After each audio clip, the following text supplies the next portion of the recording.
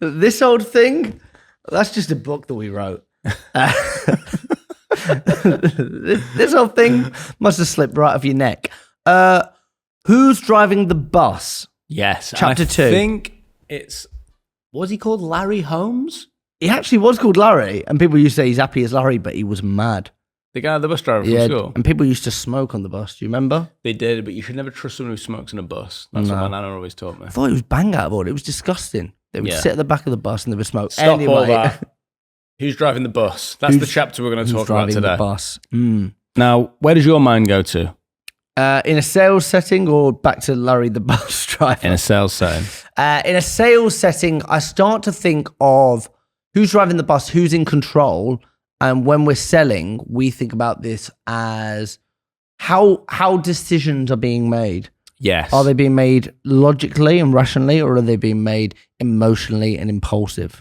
Exactly. And I'm going to give you an old analogy that if you've been listening for a long time, you'll have heard me say a lot. The analogy of who's driving the bus, the best way to kind of think about this in your own life is if you've ever been someone who sits in a traffic jam, banging your hand on the steering wheel and shouting, you believe somewhere that your emotions have the ability to change the traffic jam, and they don't.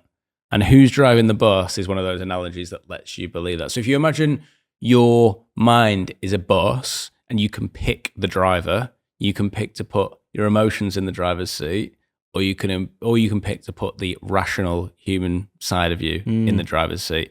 You'd be amazed how many of us are putting the emotion first. And in sales, that is typically when you're seeing these big peaks and troughs in yours or your team's performance. Agree? Disagree? Want to fight me on any of that? Well, no, but speaking of fighting, the way you were explaining that there really got me thinking. You remember Tekken? Do I remember Tekken? Yeah, that was a question. Do I remember Tekken? Do you remember Tekken? No. Okay.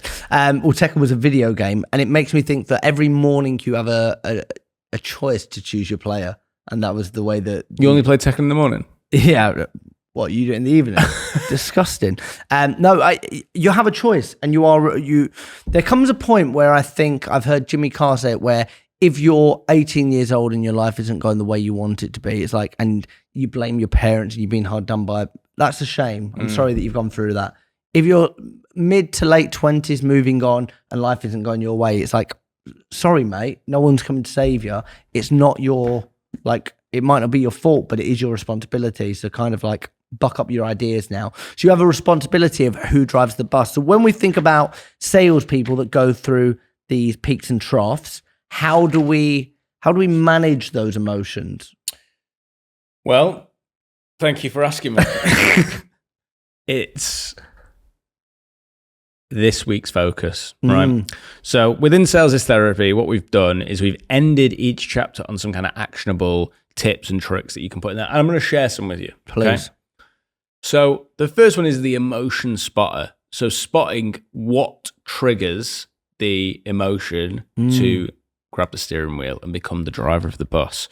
So in your next 5 conversations, note down changes in tone of voice, shifts in energy, words that carry emotional weight, or moments when logic and emotion seems to conflict. So that would be if you're looking to observe it through, I'm looking at my prospects. Yeah. But I'd also suggest doing this for yourself as well. Notice like when I'm maybe defending myself or getting my back up or talking about a certain thing, are there any changes in my tone? Is there a shift in energy within certain parts of the conversation? Do words that I say or don't say or want to say or feel like saying carry emotional weight behind them, and why is that? And are there any moments where logically I want to do something, but emotionally there's some conflict, and that is literally the emotion and logic wrestling for who's behind the steering wheel? That would be my advice. I feel like you're going to disagree with me. No, I would never disagree with a man like you. No, I think it's great advice. I think we always say it's the first step in self-development is self-awareness. So can you look in the mirror? Can you say, okay, I'm probably not the best version of I am. There's always room for self-improvement and self-development. So what are those things? What are those triggers? Where's that slip up? Do you find yourself getting frustrated when somebody hangs up on you, if a deal doesn't go your way, if someone said they were going to do something? Where are those moments of emotion, those outbursts catch yourself. And only when you can't kind of catch yourself, you can start to learn how to improve that. And I'm sure there's something in chapter 3 that might help with that. Wow. It's interesting, isn't it? What you've done. What? I like it a lot. The book's available now if you want to get it. But if you do want to get it, we like to set a task on these episodes. We do indeed. What I want you to do is take a picture of you and the book in a very, very extreme place. Could be Tesco. Could be Lidl. Could be Pets at Home. Could be... You want to say it or do you want me to say it? Bodrum. Exactly. Try it out. Sales is therapy. Available everywhere now. Take care, kids.